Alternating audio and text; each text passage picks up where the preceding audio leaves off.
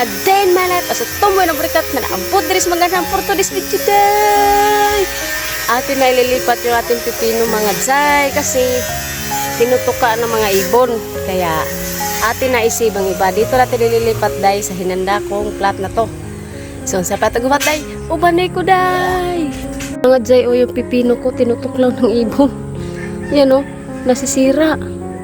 Kaya habang maaga pa, ilipat na lang natin. I-save na natin yung iba. So tara day.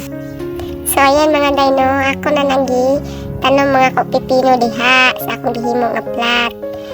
Kay tinutuka kasi ng ibon. Diba, langgam sa amin. Tawagin ang langgam sa amin lumilipad sa inyong gumagapang. Yan, puro pipino ho yan diyan. Tapos sinunod ko na rin ho yung melon ko kasi baka maunahan na naman tayo ng ibon. Kaya nilipat ko na lang ho dyan para safety na. O diba mga, hindi naman siguro yung mga awayan dyan mga dad. So ayan mga zay, tapos na natin nilipat yung ating pipino, tsaka dinamay ko na rin yung melon natin. Baka unahan pa tayo ng ibon eh. So ito yung mga guys oh. Yan.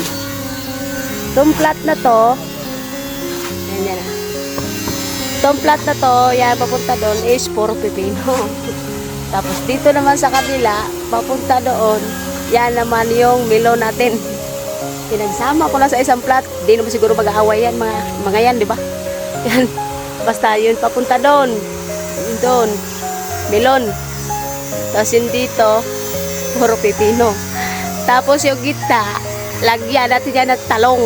Save the space. Kasi pag ginawan ko yan ng bahay, pag ano naman eh. So, yan, okay na ho sila dito sa isang plat na to. Pipino, tsaka yun dito sa kabila ay melon. Tignan na lang natin kung pagbunga nito. Paggugulat tayo, oh wow, may pipino, may melon pa.